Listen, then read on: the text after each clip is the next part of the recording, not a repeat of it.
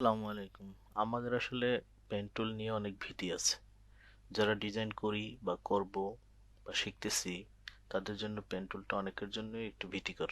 কারণ অনেকেই পেন টুলের হ্যান্ডেল গুলো বুঝি না বা পেন টুলের কাজ ভালো করে করতে পারি না। তো এই জন্য আজকে আমরা এক্সারসাইজের মাধ্যমে পেন টুলের প্রাথমিক কিছু কাজ জানবো। ধীরে ধীরে আমরা পেন টুলের বাকি কাজগুলো জানবো। তো আমরা শুরু করি, কিভাবে পেন টুলের কাজ করতে হয় একটু শিখি। শুরুতে আমরা টুলস প্যানেলস থেকে পেন টুলটা নিলাম। এরপরে আমরা এখান থেকে ড্র্যাগ করব। তো শুরুতে এই এখানে পয়েন্ট দেওয়া আছে 1 2 3 4 এরকম করে। তো আমরা শুরু করি।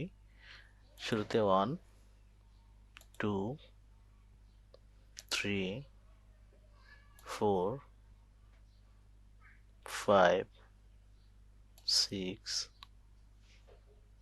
7। এগুলো তো অনেক ইজি, কারণ হচ্ছে এটা একটু বাঁকা, মানে ত্রিভুজ আকৃতির অথবা ঢেউয়ের মতো বলা যায়, যার কারণে এটা ড্র্যাগ করা খুবই ইজি। দেখেন, আমাদের সর্বশেষ পয়েন্টের পরেও পেন টুলের সাথে একটা হ্যান্ডেল দেখা যায়। এই হ্যান্ডেলটা আমরা কিভাবে কাটবো? অনেকে আমরা সিলেকশন এর মাধ্যমেও, সিলেকশনে ক্লিক করেও আমরা এটা কাটি, কিন্তু এটা কাটার আর একটা মাধ্যম আছে। সেটা হচ্ছে কন্ট্রোল চেপে বাইরে একটা ক্লিক করলেও এটা চলে যায়। তারপরে এক্সারসাইজ 2 তে আসি। এক্সারসাইজ 2 তে আসার পরে দেখেন, শুরুতে আমরা পয়েন্ট নাম্বার 1 এ ক্লিক করলাম। তারপরে কিন্তু আমরা শিফট চেপে ড্র্যাগ করলে লাইনটা একেবারে সোজা হবে। দেখেন, শিফট চেপে ক্লিক করলাম, শিফট চেপে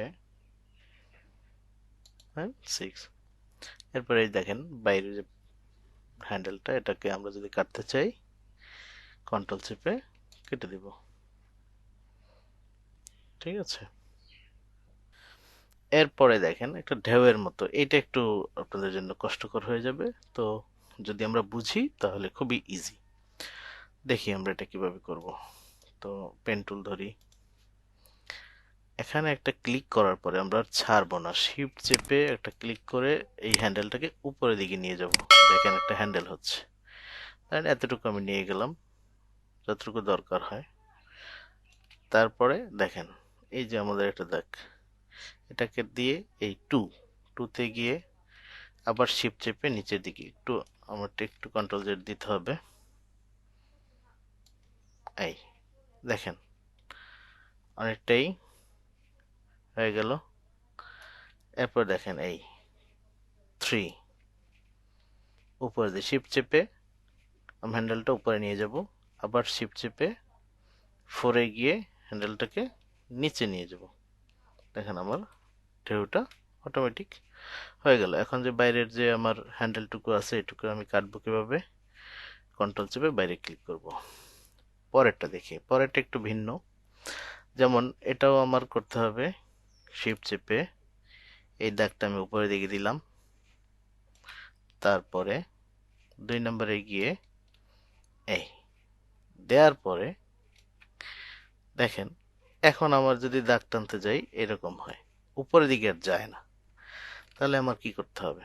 করতে হবে এই যে হ্যান্ডেলটা আছে নিচের, অল্টার চেপে এই হ্যান্ডেলটাকে আমার উপরে নিয়ে যেতে হবে।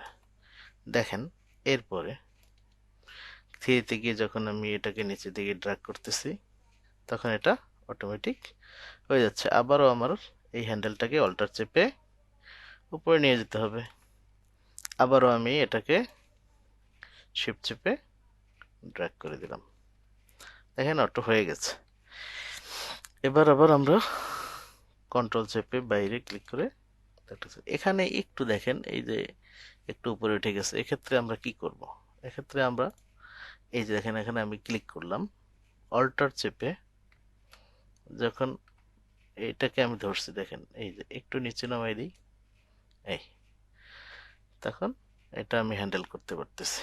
যদি কোনোটা উপরে উঠানো দরকার হয়, হ্যাঁ, অল্টার চেপে ওই হ্যান্ডেলটাকে ধরে এই উপরে উঠানো লাগলে বা নিচে নামানো লাগলে সেটা আমরা এখান থেকে করতে পারবো।